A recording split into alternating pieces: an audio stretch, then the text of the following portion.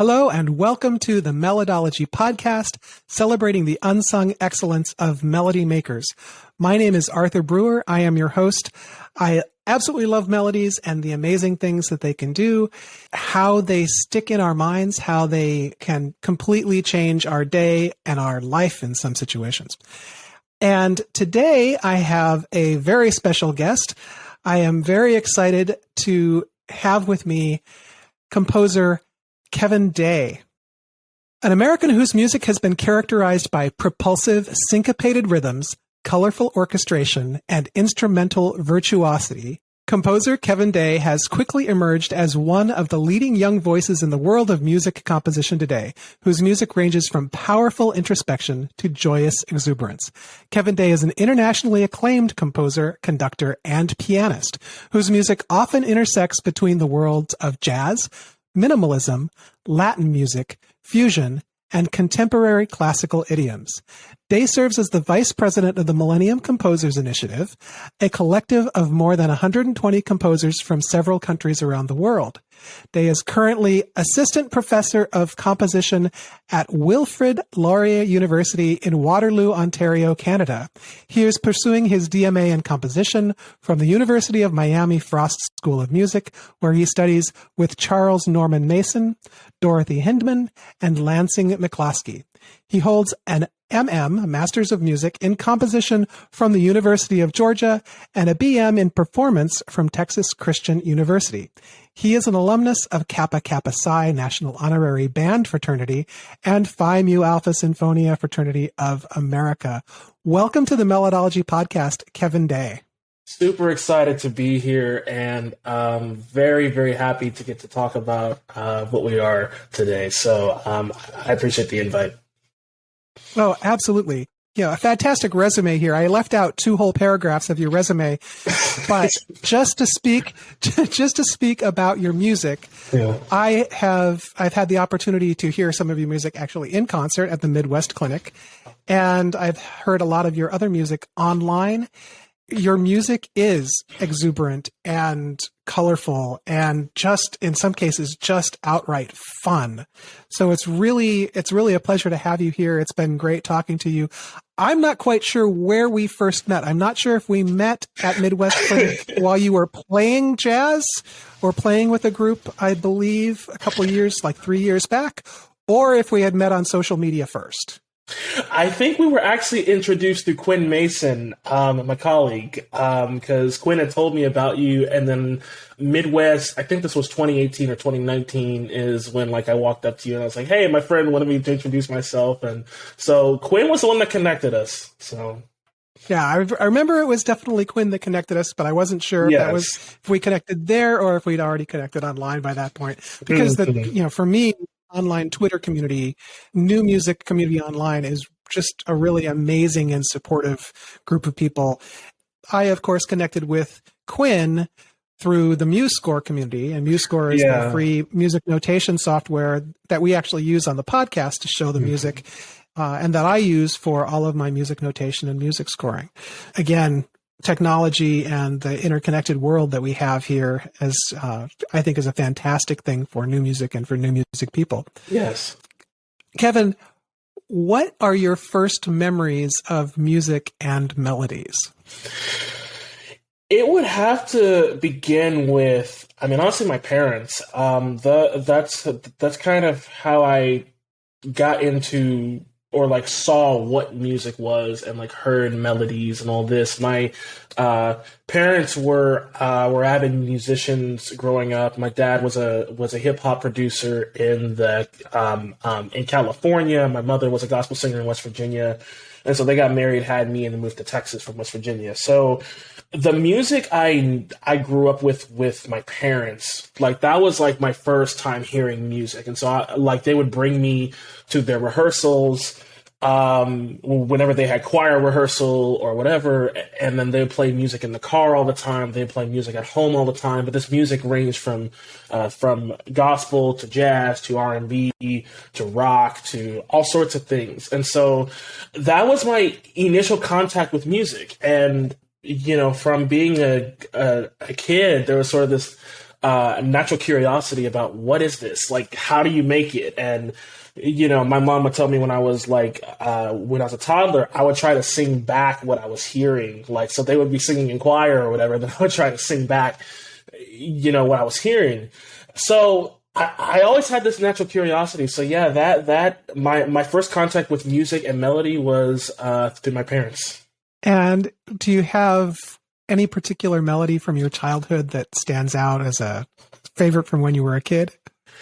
Oh my gosh, there's always more than one. My mom used to love making songs just out of the blue. She would just create her own songs, and so we would sing them as kids with her. And so there were melodies I remember from her, just like from songs she made for various activities we did throughout the day. And so like those things will always like I will always remember and I'll always take with me.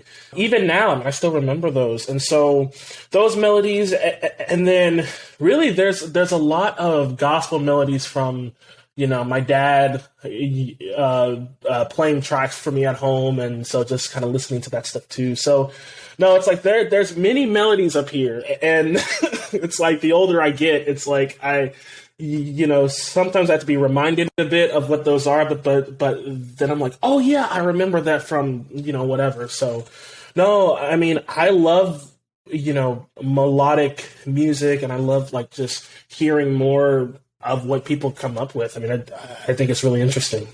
Well, I already know the answer to this one, partly because of the theme we're going to be talking about today, but are you a movie score fan? Yes, I am. Yes, I'm an avid fan. What are some of your favorite movie scores and favorite movie score themes? Yeah, so my favorite, I would say, movie score composers, I mean, the ones that really influenced me, I mean, John Williams, of course, being one, Hans Zimmer, James Newton Howard, James Horner, Hildur Guðnadóttir, who did the Joker score. I really enjoyed what she did as well. So, I mean, all these composers just doing some really amazing things. And so, like, these melodies, hearing, like, growing up, like hearing this and being interested in composition and movies. I mean, I originally wanted to be a film composer, and I almost kind of had that chance to kind of go that route, but I decided not to. But I love it. Some of my favorite scores, I would say, Hans Zimmer's Man of Steel score. I actually really enjoyed that. John Williams' score from E.T. James Newton Howard's score to the Hunger Games series. I mean, I enjoyed all those. I'm also a big fan of Michael Giacchino. So like the Incredibles score, the score he did for Planet of the Apes. That's a fantastic score. All of that stuff. So like there's a bunch up here.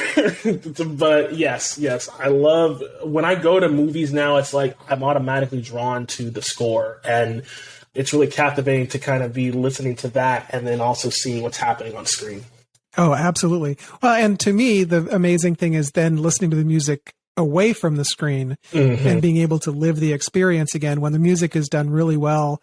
Yeah. It's, specific music to a specific thing on the screen. Yeah. A lot of times, unfortunately with the way I think films are edited today, a lot of the opportunity to create music that is composed to the screen, because it used to be they'd have the entire movie wrapped up and edited together, and then the composer got to put the music down on top of that. And in a few cases they would have, I know that, in the case of E.T., in the final scene from E.T., they re-edited the end of that film to fit John Williams conducting the music, because he couldn't quite get the conducting to fit the way the film worked when he was conducting it in the studio. So the story is Steven Spielberg said, just go ahead and conduct it the way you think it should sound. Yeah. I will edit the film to fit the music. Yes. That's the way that did it. And to me, that's extremely powerful. The situations where a film score is influenced by the movie, influences the movie, and is kind of integral to the movie like that, especially with leitmotifs. Yes. Like the ones that are done very much by the composer who we're going to be talking about today. Yes. This is a situation now where we have a television theme that is composed by a famous film score composer by about one of his characters that never actually had their own theme. So today we're going to be talking about the Obi-Wan theme from the Disney show about Obi-Wan Kenobi. And the interesting thing about this music is the series has a composer for the overall music, which is Natalie Holt, but they brought John Williams back to create a theme just for Obi-Wan Kenobi. Yes. And again, this was kind of one of those things where John Williams got to come back and sort of fill in a gap that he had left thematically. He did not have a specific leitmotif that was Obi-Wan Kenobi. Let me go ahead and read this. This is from the Wikipedia page from the Obi-Wan Kenobi soundtrack wiki page. Despite his appearance in A New Hope in 1977, Obi-Wan Kenobi was the only major character that John Williams did not write a distinct theme for. John Williams recorded his theme for Obi-Wan in mid-February 2022. He composed his new Obi-Wan theme in just 2 weeks. This was the second time Williams had written a theme for a Star Wars project for which he was not the main composer, following Solo. When you first heard this theme, what were your thoughts about it? I thought it was gorgeous. It kind of took me by surprise when I was watching the show for the first time, and when I heard this theme, I was like, "Oh wow, that's." It just kind of caught me off guard because I was so wrapped up into what was happening in the show. But there are parts of this melody that, in a weird way, remind me of like the Force theme, but also remind me of like the main like the credits theme to Star Wars as well. So it's like it's a melody kind of in between two different melodies that I think is really interesting. So when I heard it for the first time, I was just like, what is that? Like that, like I've never heard anything like this before from John. And so, yeah, I would love to kind of get into like the nuances of what this is. Yeah, and the score, the recording of it, the actual orchestration of it is really rich and beautiful. There's a section in the middle where it does, the melody with all these horns, and it sounds so majestic and so forth. My first reaction, and I remember when I heard it, I immediately thought that it sounded broken, and not like it was broken as in badly written or anything like that, but it sounded like Star Wars, but something about Star Wars was broken. Yes. Which I think really does fit with the timing as far as this particular series. And I don't know if that's something that John Williams intended or not, but it to me felt perfect because the story is supposed to be after the prequel movies when Obi-Wan has basically left Anakin to die, and the Emperor has ordered that all the Jedis are killed, and now all the Jedis are being hunted down. So Obi-Wan's in hiding, and he feels like he failed. And so it is kind of a situation where the theme sounding broken really does fit for the story overall, as well as for the character. Yeah, it does. And again, it's very much a John Williams theme. It is different. It's, the music that he's composed throughout his life, when it's several years between compositions, has been, especially when you've had decades between the different Star Wars movies, there's a development to his style, but then he can continue working with the previous movies and so forth. So it is interesting to hear a new piece of music by him and to see his melody construction at work here. And to be able to examine this, it's not exactly in real time. We're not examining it right when it came out, but it's a current theme, and it's something that is contemporary that he composed. It's not one of those motifs that's back from the 1970s when he first created these the themes for these characters. So let's go ahead and take a break, and then we will come back and we will take a look at the Obi-Wan theme from Obi-Wan Kenobi, composed by John Williams. Welcome back to the Melodology Podcast. Today I am here with Kevin Day, a very talented and entertaining composer and instrumentalist and performer. Let's go ahead and take a look at the Obi-Wan theme by John Williams. Again, what we're going to do is we're just going to look at it as if we've never seen the notes before, kind of walk along the melody and get our impression of what it is that we're seeing as the music is playing. So here we go. Let's listen to this. And to start with, I'm playing the melody with no chords behind it or anything. This is the way the melody is introduced at the beginning of the theme.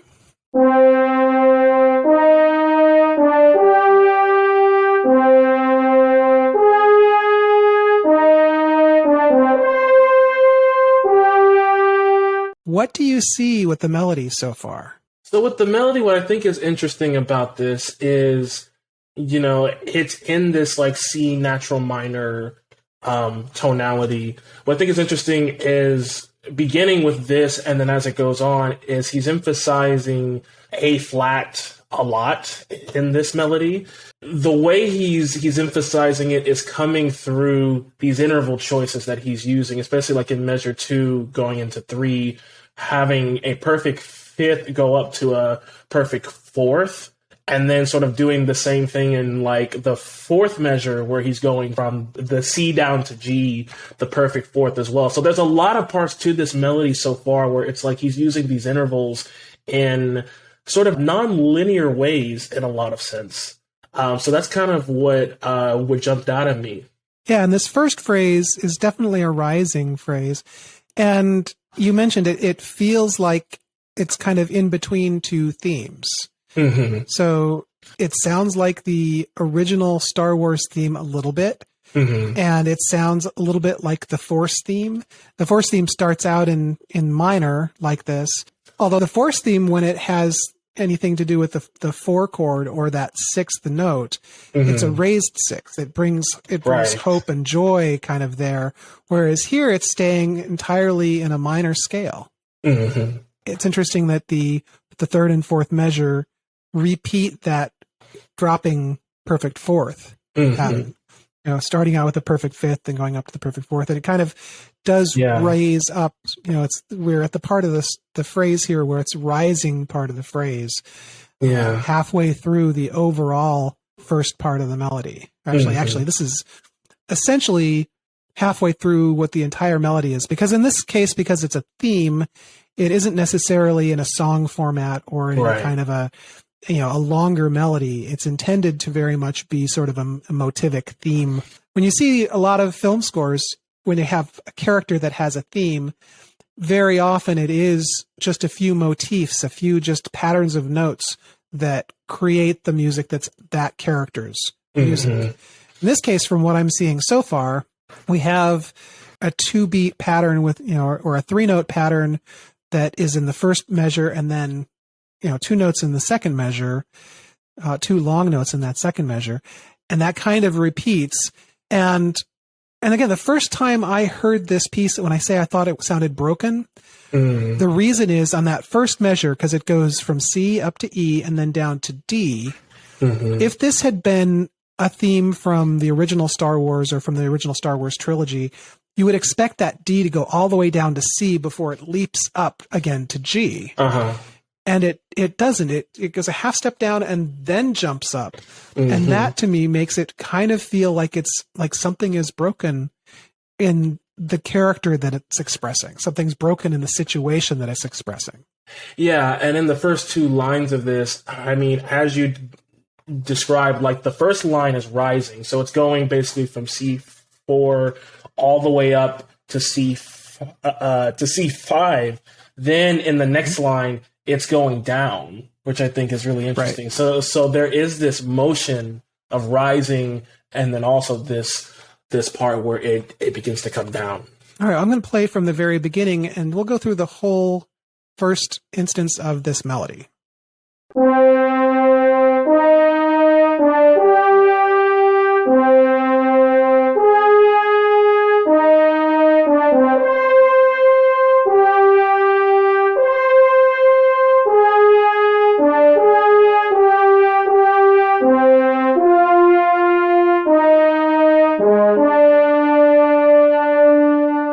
There we have it going down.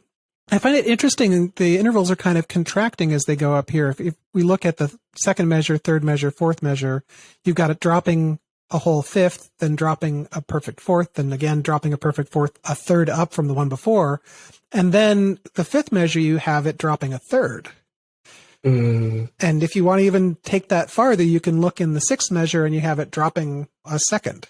Yeah. Just dropping one note. So it kind of is as if it's contracting. Again, you never know if this is something that's done intentionally or if it's something that's just part of the subconscious construction of something like this. To be able to see these patterns, you could read all sorts of different things into this. You know, conspiracy theorists could have heydays if they were just looking at melodies. Because I would say, you look at this melody and Obi-Wan's opportunities, his possibilities are constricting down as the melody is getting closer and closer. I don't know. But that's the kind of thing that you can do with this. Yeah. You know, you can look at a melody and you can kind of see these patterns happening. The fact that in this instance, the first time through, in the third measure, you have that little triplet thing that does go down all the way to C and then jumps up the whole octave. Again, we're starting out, the first measure leaps up a third, gets up to a fifth. So you could say the first measure is leaping up to a fifth, then it's leaping up a sixth. And then as it drops down, it does a final leap up a full octave. So it's still got that kind of heroic growth upward. Yeah. And then in this first instance of the melody, it kind of drops back down to hold itself almost back to home, almost back to the very first note that we started on. Yes, and I think the other thing that is just one thing I caught here, like, so the end of measure 5 going into measure 6, he goes from D to A flat. In measure 8, he switches it. He goes from A flat to D. So so like things like that, I'm just like, okay, that's really interesting. So it's all, once again, going from that top C all the way down to the note, like you're saying before, we get back to C in measure 9. So I think that's a really clever way that this was written. Yeah, and that interval between the A flat and the D, that's a tritone. That's not a perfect fourth or a perfect fifth. It's right in between there. Yeah. It's a dissonance. It's not the kind of an interval. This isn't something you'd probably give to somebody to sing. As far as at least that between measure 7 and measure 8, that A flat comes in kind of unexpectedly. You almost would expect it to go down to a G and then back up to the D. But it doesn't there. And it's this very specific choice that he's obviously made there to not have that be a note that's within that chord. The other thing about this is we'll see going forward. And going forward, I've put the chords in generally that are the chords that are behind the notes. So you can kind of feel what's happening with the environment that these melody notes are sitting in. The other thing that you start to notice is it's wobbling back and forth between A flat major and C minor.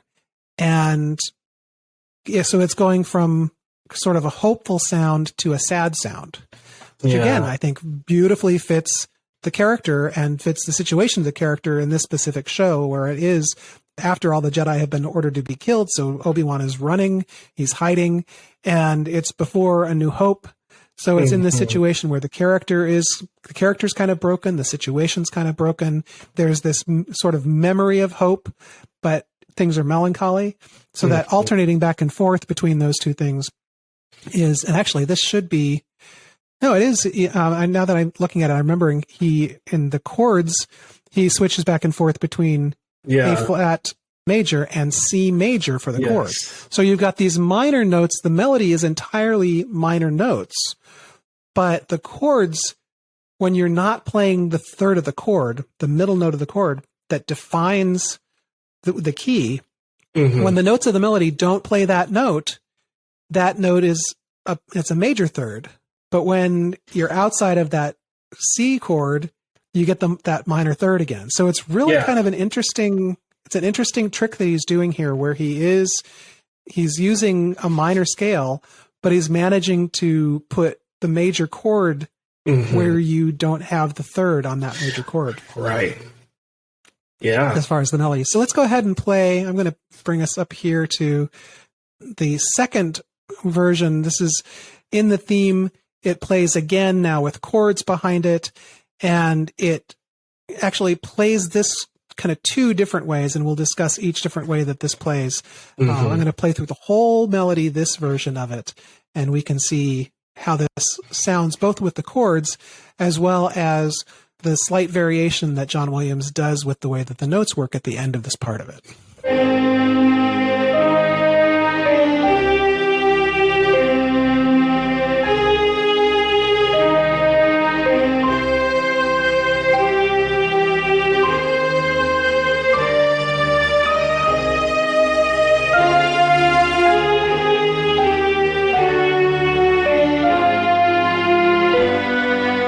The alternating between major sound that's not actually the home chord, and then the home chord but a major sound, but having the melody be in minor, it's a really interesting trick that he pulls off here.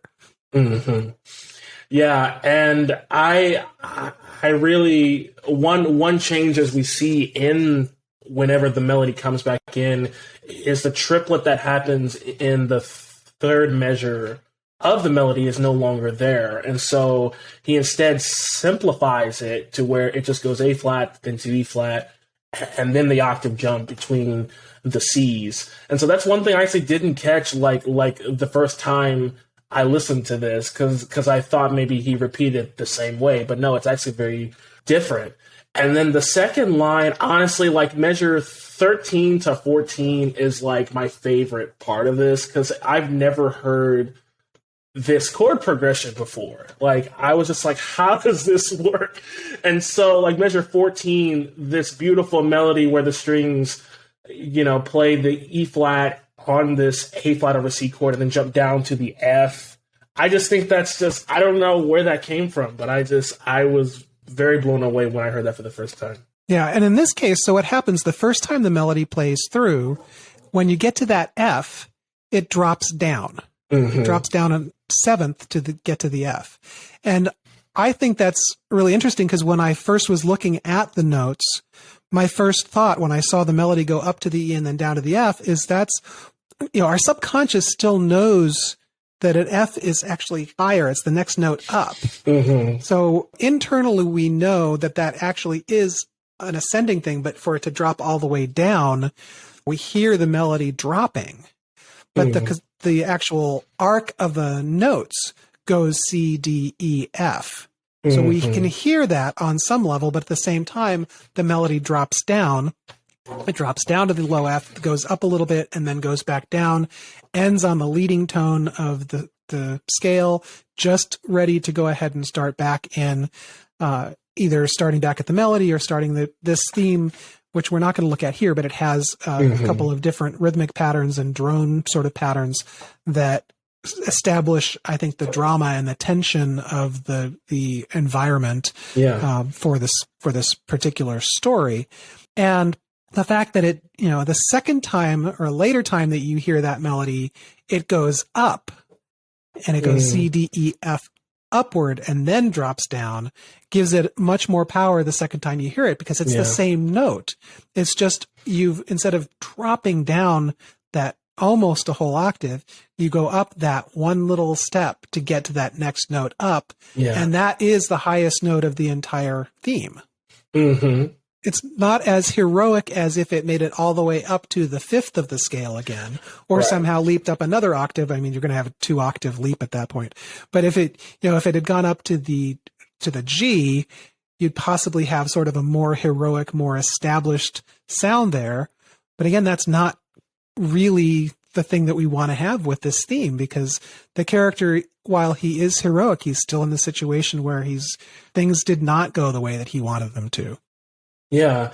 And when we get to measure 15, where this C minor over E flat resolves to D major, which is considered like what we would call like the 5 of 5 or G. So the secondary dominant. Right. So we have a secondary dominant happening, but he doesn't go to G. he sort of has this not directly. Chord, not directly. He has a chord that is almost like this transition chord to get to where we would typically see the secondary dominant resolve, which I also think is very uncommon, but it works well for this. It works well. Yeah. And he loves to have his half step resolutions in chords.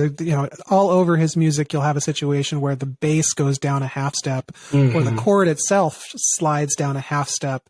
And this line measures 13 through 16. This line's really interesting, and the chords, this is one of those situations where I feel like we need to look at the chords for the way that he composed them and the way that this particular chord progression goes.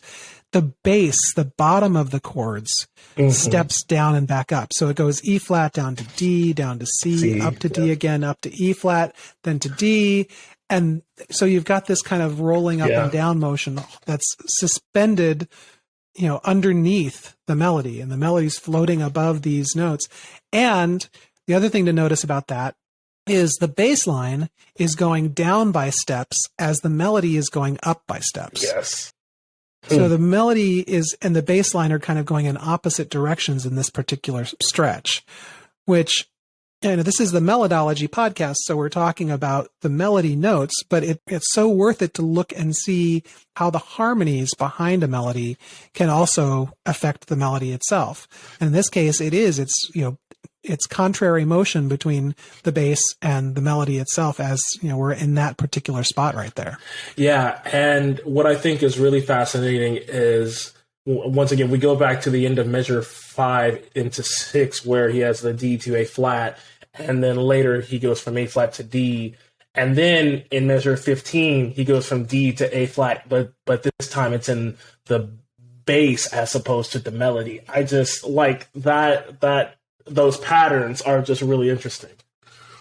And there is a bridge in the piece. There's a section where, he breaks apart the melody a bit and has different pieces of it. And there's places in it where in that bridge, I think there's more references to the Force theme in the bridge. Yes. Almost exact references, although they're not, it's never exactly the Force theme. But there's references to that in there, and he breaks it apart and plays around with it. And then right after that, that's when this, there's a big brass choral sound that goes through the melody, but it doesn't complete the melody. It just kind of does the first part of it, and then it wanders off a little bit until it comes back to the final version of the melody, which is very much like the first part in the beginning. It has that little triplet thing. And that's something I think, because we reference it not going down to the C in the first measure, how it kind of feels a little bit broken.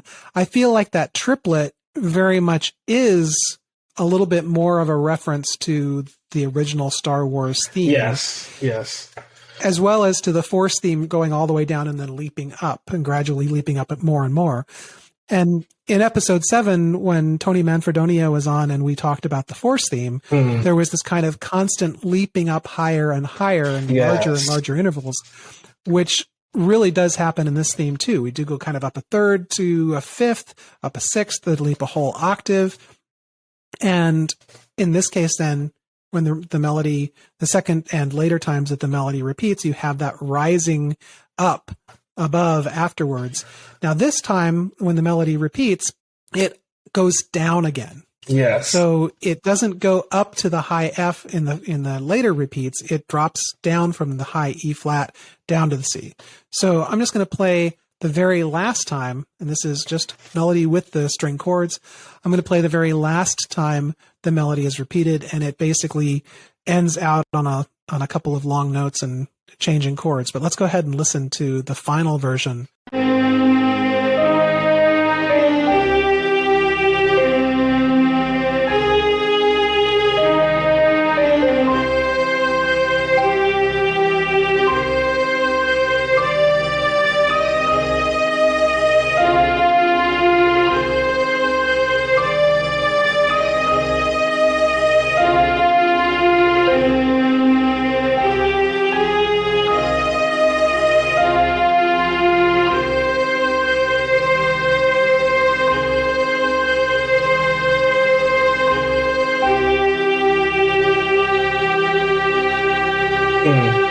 So I find it interesting there. We have C major chords again, but you never have the third of the melody when the chord is a C major chord. Of course, you couldn't. It would sound really dissonant. But it's interesting that he, when he has those open C and G notes as part of the melody, he shifts to C major until the very end. When you get to that final note in the melody, it starts out as C minor. Right. And then it keeps the bass line, or keeps the pedal tone of the C in the bottom. So it feels like you're still kind of solid ground, but you shift a little bit to have the A flat over the C chord, which again, major sound, but not based on the A flat chord. But then in that last measure, to end on a C major. So it does have finally that kind of resolution to a major sound. Although it's interesting that the first time he hits the final note and he lands this is the first time that the melody ends on the tonic. Yeah. That it's in minor. Yeah, I like the last part of the theme. There's a lot of tension, and there's a lot of harmonic tension when you feel it's building to something, and the way it builds is not what we expect. I mean, as you're saying, so we're oscillating between A flat and F minor with the C pedal while this is all happening, and this melody is still repeating, and it's jumping down, jumping up, jumping down. So this whole this last part of this theme almost feels like a development section, weirdly enough, where it's there's a lot of tension and it needs to resolve, and then we get that resolution at the end, but it's not the way we think it's going to go. So I think the first time I heard that resolution, it caught me off guard, because I'm like, oh, okay, that's how it ends. Because I expected it maybe to go another direction. Yeah, and I think it's interesting here because to me it's sort of it's emphasizing this last phrase with that long seventh drop again, rather than going up and having that high F, it goes down. And there are other places. I mean, this sounds so familiar to other music from Star Wars. I'm not exactly sure. You'd have to go and look around to try and figure out where the elements are that are other references to this. But it does call back to other places in the Star Wars universe and his music, his themes from other Star Wars movies. But it's now basically, instead of focusing on the heroic part, it's sort of focusing on the tailing out part, and it's not focusing on reaching up high. It's focusing on getting up and then kind of falling, and then getting up and then falling. Again, that's sort of suitable to the storyline. Yes. I really am interested in measure 25 here, where we see it drops all the way down to C and then goes again all the way back up to that high E before finishing out the pattern of going the E down to the F. And so I'm just going to play that last line again one more time.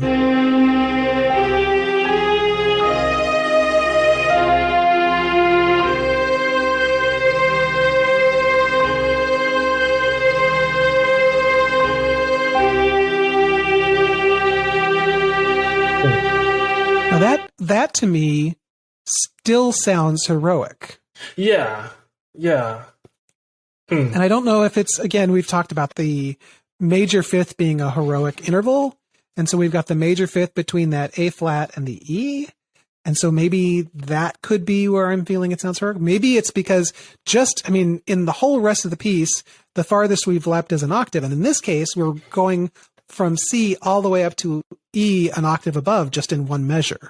So it's this huge reaching leap. Yeah, it's leaping to that's the final leap of the piece, and it's we get this moment, it is very heroic, and it has that quality to it, but it doesn't stay there, which is interesting. And so, yeah, there was a few ways I could have heard this end where it's this could have ended, instead of the low G, it could have went up to the high G. Maybe we could have got that kind of a resolution, but it ends heroically, but it ends there's more to there's more that's going to happen after this moment, which I think is interesting. Yeah, which of course is also the case because after this, Star Wars happens. Right. After this series is when we get to the first movie that George Lucas ever created for the Star Wars universe. Just again, kind of looking in terms of intervals, it's interesting to me here that if you look at it in the right way, measures 25, 26 up to 27 starts out with a leap up of a fifth. Then you go up a half step and you leap up a fifth from that. Mm-hmm. Then you drop down the seventh. So you go up a whole step and you leap up a fifth from there. Yeah. So it is these ascending fifths, although we have that drop down from an E to the F below, but it is almost as if you're climbing up by doing these, fifth intervals. Mm-hmm. It's curious because that's also that F minor chord from the F to the C in measures 26 to 27. It's a minor plagal cadence, which I'm hoping that a minor cadence going 4 to 1 is also called a plagal cadence. But it's the amen. Right. It's an amen cadence. Mm-hmm. So you're going from 4 to 1. Yes. And it's not as final as when you go from 5 to 1. So if it was going from G, especially G major, to 1, and that really never happens here except when you're at the end of a phrase with G major, and then you just kind of start over in the next phrase at 1, but it's not the melody going from a G major chord to a C chord. Mm-hmm. And I don't see that happening anywhere in the piece. In fact, when you do go into the drone, when you hear the recording, it does have C minor, but a lot of times you're going from a G major and then it starts in the A flat, so you're not really doing that final cadence anywhere. Right, you have a deceptive cadence, and that was one thing that was interesting about this whole piece is the one time where this G, where the 5 shows up, it doesn't resolve in the way that we think it's going to resolve. And I think the kind of plagal cadence, the 4 to 1 sort of amen sound that happens at the end is also kind of suitable to the character and the mood. It's kind of when you think of it in terms of singing a hymn, you've got that so be it is basically the amen. It's kind of a so be it for the situation. It's, it feels to me like it's a kind of a breath out and this is where we are, and almost, kind of accepting that. Yeah. I do like that it has that 2-beat final measure. It's got the 2 beats where it goes in the melody is actually written as going from C down to G. So it doesn't end. It goes back down to, it's on a C chord, but you're on the 5th of the scale. You're on the 5th of the chord. Yeah. So it does feel unfinished and like there is more to come, but it is, in that case, it is a major chord, so it's hopeful as well. Right. Yeah, it is a really beautiful melody. I love that that people have impressions of it just from listening to it. When I first heard it, I knew that John Williams was writing it, and when I first heard it, I felt emotional listening to it. I didn't really at the time think about what were the emotions that I was feeling, but it did feel definitely melancholy, and in a lot of cases it felt dark. Yeah. But it has moments of hope in it. It does, and I think what draws the listener into this melody is a sound we all know listening to the music of Star Wars. It's the horn, the one solo French horn player. A lot of the themes he writes are based around this very beautiful instrument, and so that is used to draw the listener in, and then the strings take over in this very orchestral moment. So there's just something about the solo horn. It's like, I know Mahler is known for having many horns, and it's yes, and you want those moments, but one player playing this is just, I don't know what it is about it. It's very it just draws you in to what's happening. Yeah, and this is another situation where, from an orchestration standpoint, from using the instruments to get the sounds that you want, it starts out with the solo horn. And if you look at the arc of the melody in the first time it's repeated, and it's just a solo horn with a pedal C, a high pedal C in the strings, I think. And if you look at this, the horn never has to go too high for a horn. It stays within horn range, and it doesn't go up when it gets to the peak of the melody. It goes back down. So the horn is used as the introduction, and then when you get the melody playing the second time, that's when you have the strings playing the melody, and they can go up higher as far as their range and play all the way up to a note that's generally outside of a horn range. That's something that they did in the Force theme as well.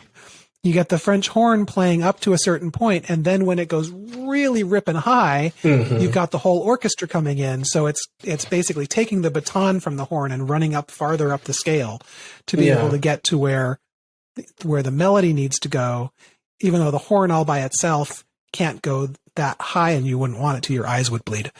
So, anything else you'd like to say about this? No, I think it's gorgeous.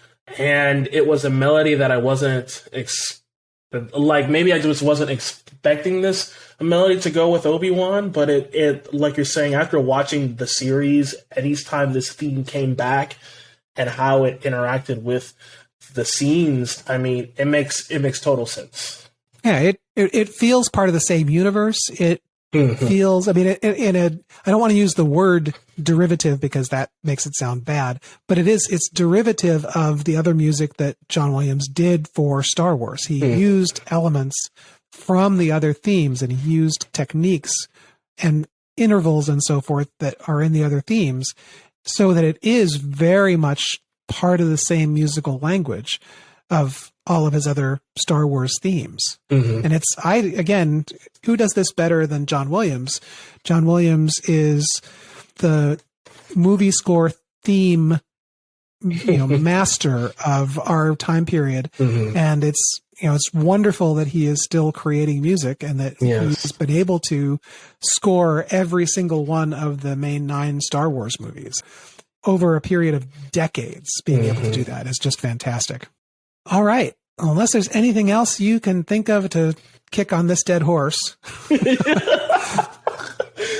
I'm good. Unless there's anything else you could say about the melody, I think we will go ahead and jump to a break, and we will come back and talk about your music and what you're up to. All right. Welcome back to the Melodology Podcast. My name is Arthur Breur. I am your host, and I am here with composer Kevin Day. Kevin, this is the time in the podcast where we talk about you, your music, what you're up to. What have you brought for us for show and tell? What have you got to talk about?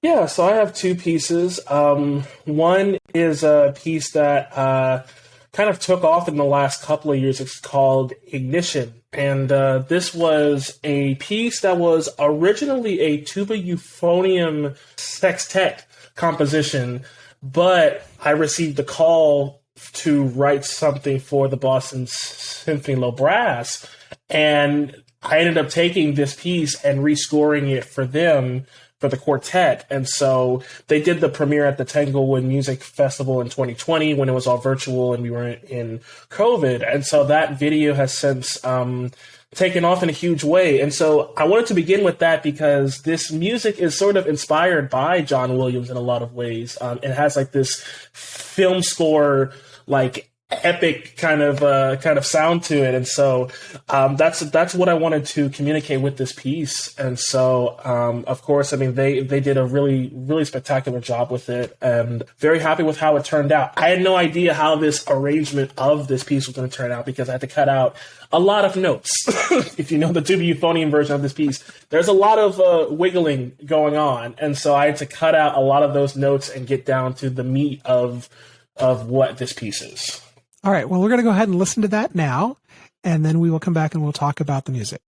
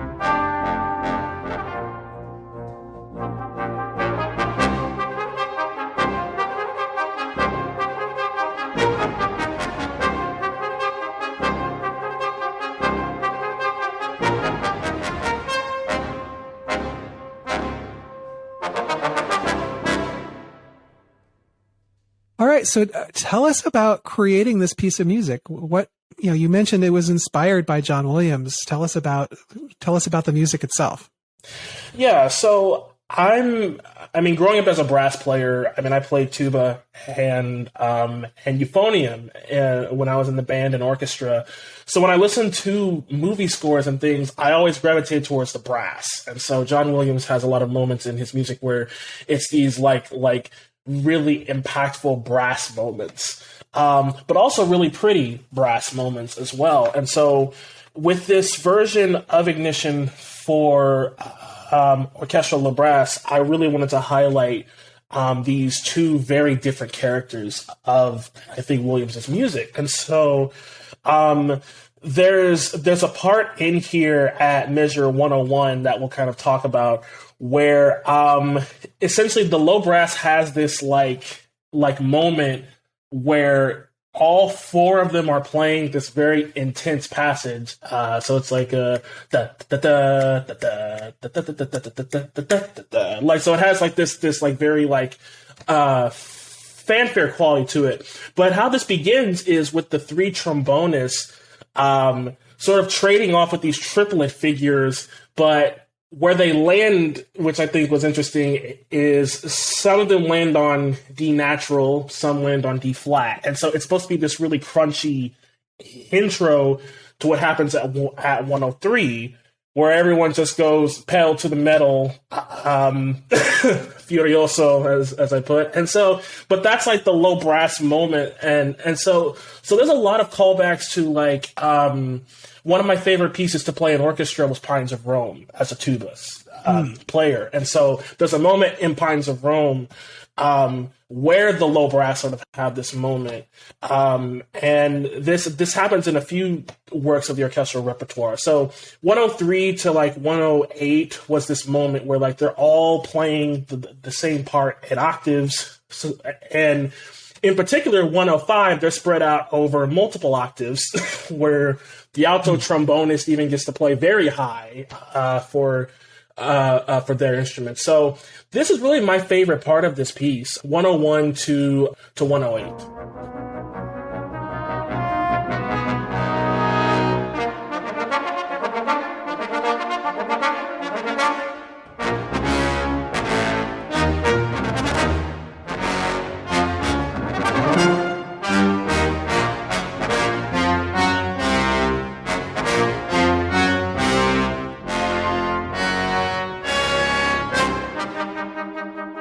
Yeah, and I love when small ensemble music like this, you've got a limited number of instruments. If it was being performed just by four instruments, you've got four chances to fill in a chord.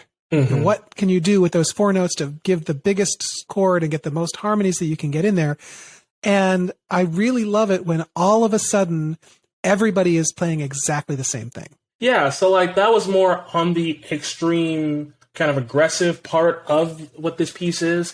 And then there's a moment that happens before this where the tuba has the melodic line. And often as tuba players, it's like we rarely get that sometimes in wind band and orchestra music. So for this piece, being I'm a tubist as well, like I really wanted to showcase the lyrical side of this instrument. When people think of tuba, they think of like, they may have like maybe preconceived notions of what it can do, but it can be a very beautiful and melodious instrument. And so that's one part of this that I kind of wanted to capture the opposite side of the aggression.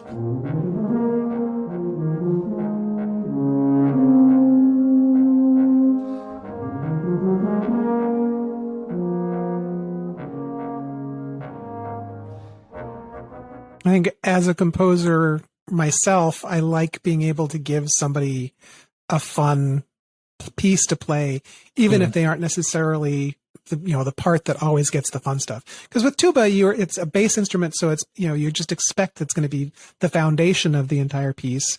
It's going to be down there playing long, low notes, and for it to have the chance to be lyric is it's exciting for the players, and it makes for an exciting sound.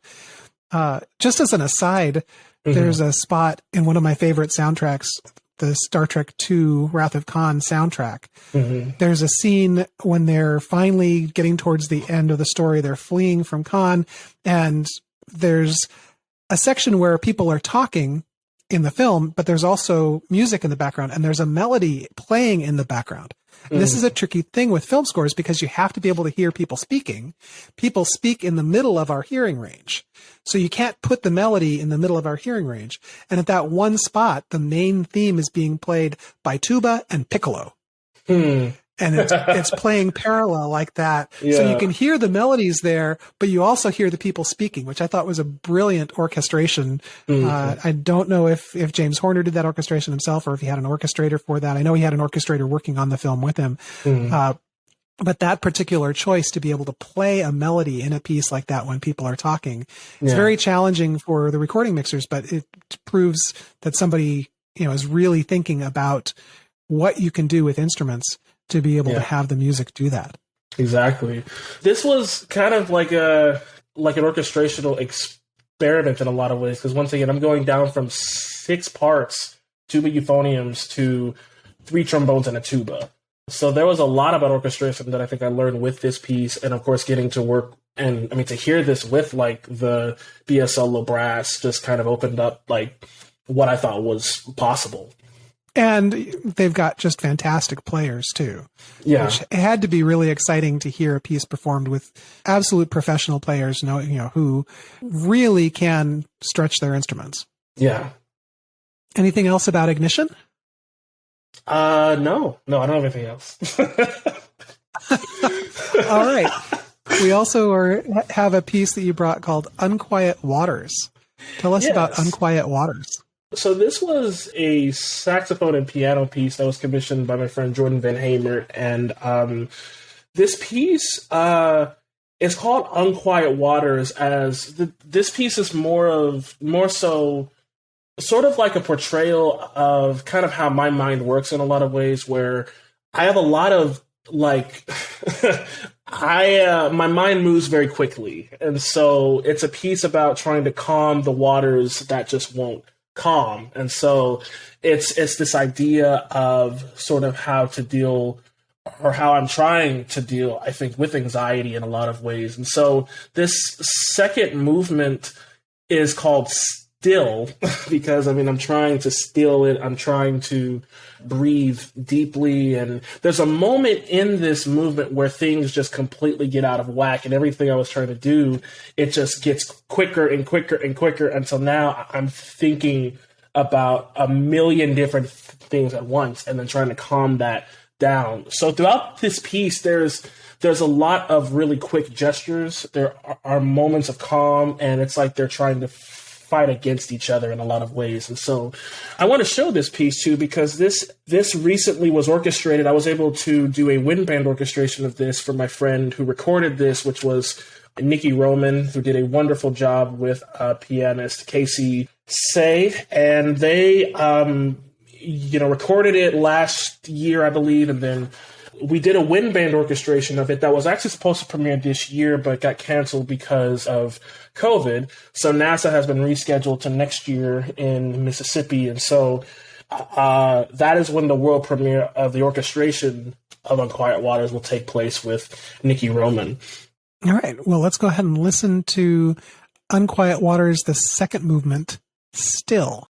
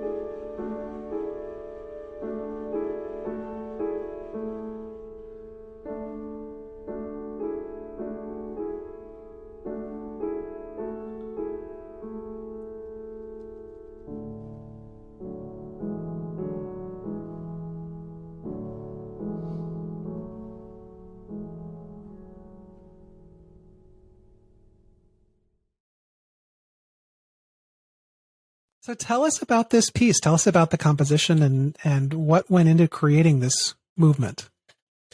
Yeah, so this was one of those rare cases where I, wrote like right at the piano. Normally as a pianist, I'm traveling, I'm playing, so I'm still very active in that way. But I really compose at the piano. Most of the time when I compose a piece, I just go straight to my computer and just go right in. This was one of the rare moments where at the beginning of this movement in particular, I just played out on piano. I was trying to figure out what I wanted to say, because the first movement of this piece is very active. It's very acrobatic. And so this second movement, I wanted something completely different. And so I sat down at the piano and figured out sort of how this was going to begin and played the chord progressions and all that. So this was one moment where I actually played out what was happening.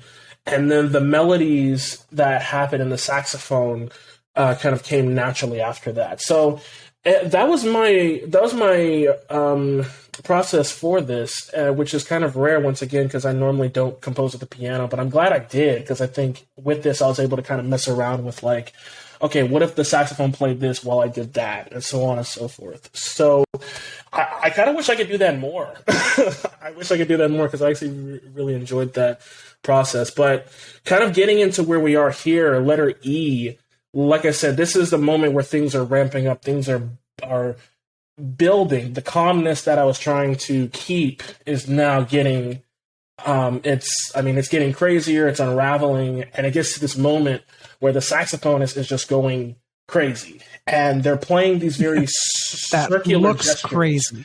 But they're playing these very circular gestures, because everything in this piece, I think, is kind of a callback to motion. It's a callback to just the way my mind works. Often I feel like it's like I'm thinking in circles, like a lot of the times. And so that's what this moment is. It's like the pianist being very minimalistic in terms of what's happening and letting the saxophonist just go.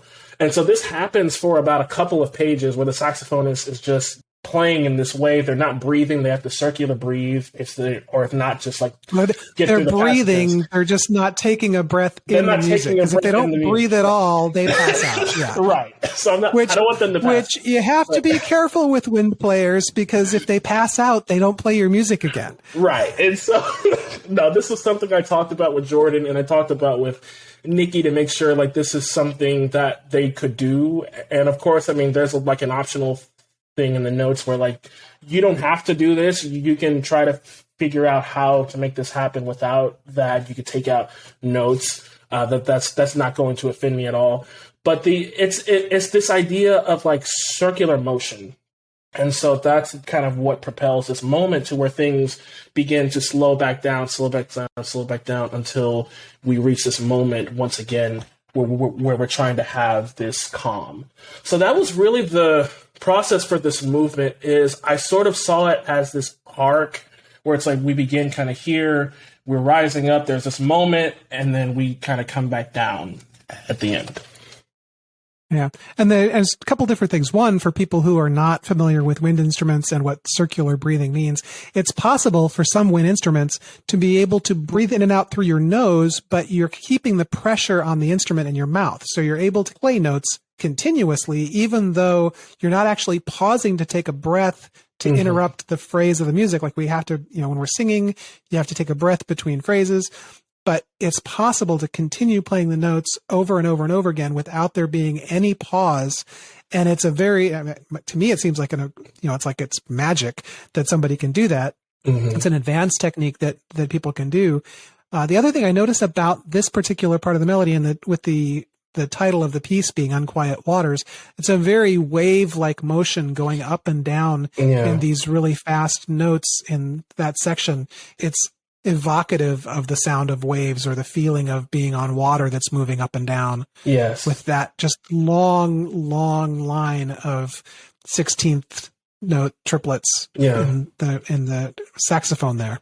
Mm-hmm. Yeah. And that's a big part of this too. There's a lot of ups and downs in the entire work that are reminiscent of waves.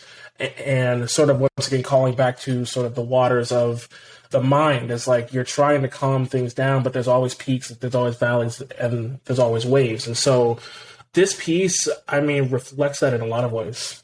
Brilliant. Just love that. All right. Yeah. I appreciate you for letting me share a couple of these things. So, yeah. Well, Kevin, thank you very much for joining me today. Thank you for bringing the idea of listening to the Obi-Wan theme and exploring that. It wasn't one that I'd thought of, but it was the fact it's timely and it's John Williams. It was a great choice. And of course, it's just great spending time with you. Where can people find you online and anywhere else?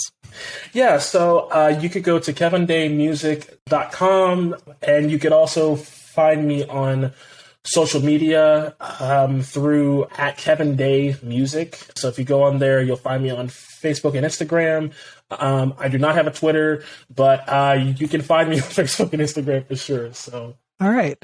And I am Arthur Breur. Breur is spelled Breur. It's 5 letters, and the last 3 letters look like the beginning of the word Europe. So on social media, I am Arthur Breur all over the place, and arthurbreur.com. This is the Melodology Podcast, melodologypodcast.com, and just Melody Podcast on all the social media. Kevin, thank you again for joining me on the podcast. I look forward to hearing more of your music. It's great to hear you have big things in your plans. This has been the Melodology Podcast, celebrating the unsung excellence of melody makers.